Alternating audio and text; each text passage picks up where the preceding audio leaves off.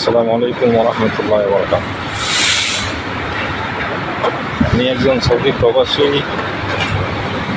প্রবাসীদের পক্ষ হতে একটি কথা সরকারের প্রতি অনুরোধ জানাচ্ছি, এই সরকার যাক না কেন প্রবাসীরা অতি কষ্টের বিনিময়ে টাকা উপার্জন করে, অতি কষ্টের বিনিময়ে টাকা উপার্জন করে। তো সেই টাকাটা আমানত হিসাবে ব্যাংকে রাখে।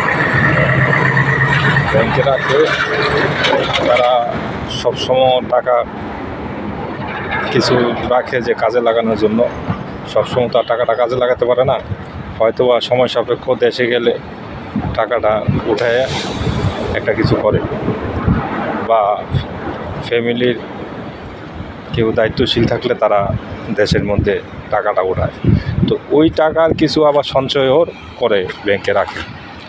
তো তার মধ্যে দেখা গেছে যে ব্যাংকের যে আজকাল নাজেহাল অবস্থা, সবচেয়ে বিশ্বস্ত ব্যাংক রেমিটেন্স যেটার মধ্যে বেশি যায় ইসলামী ব্যাংক। তো আপনারা এই ইসলামী ব্যাংকটারে অতি তাড়াতাড়ি একটা ভালো পর্যায়ে নিয়ে আসুন। অতি তাড়াতাড়ি যদি আপনারা রেমিটেন্স আপনারা যদি চান দেশে যাক, আর প্রবাসীরাও আত্মবিশ্বাস সহকারে ব্যাংকে টাকা পাঠাক, তাইলে একটাই স্থান ইসলামী ব্যাংক।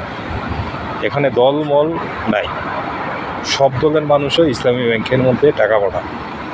তো ইসলামী ব্যাংকটা যদি ভালো থাকে তাহলে সব দলের জন্যই ভালো, কারণ এখানে দল টল না, দেশের স্বার্থে। তো বিশ্বাসের স্থান এই ব্যাংকটা ছিল। আর এই ব্যাংকটার মধ্যে অধিকাংশ প্রবাসীরাই টাকা ডিপোজিট আছে বা রেমিটেন্স পাঠায়। আমার মনে হয় 75% প্রবাসী রেমিটেন্স পাঠায় এই ইসলামী ব্যাংকে। তো আজকাল টাকা ছাপান বা না ছাপান, এই যারা প্রবাসী আছে তারা গেলে তাদের টাকাটা যাতে যথা টাইমে দিয়ে দেওয়া হয়, বা কি টাকা রাখলেও যাতে তারা হয়রানি না হয়।